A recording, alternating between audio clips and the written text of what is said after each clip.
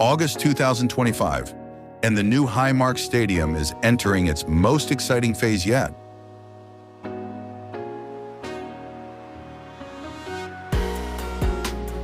From the outside, the stadium's bold, curved exterior is now largely in place, with panels and steel framing giving us a clear view of its final form.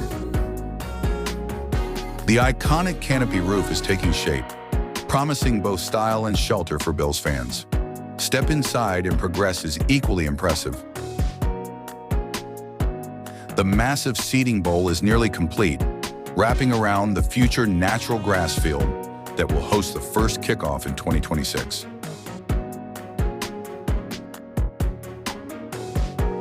Every row, every angle is designed to keep fans close to the action.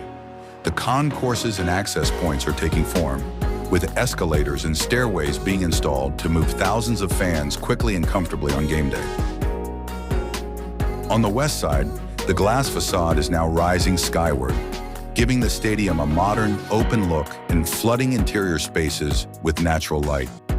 Behind the scenes, locker rooms and player facilities are being built out.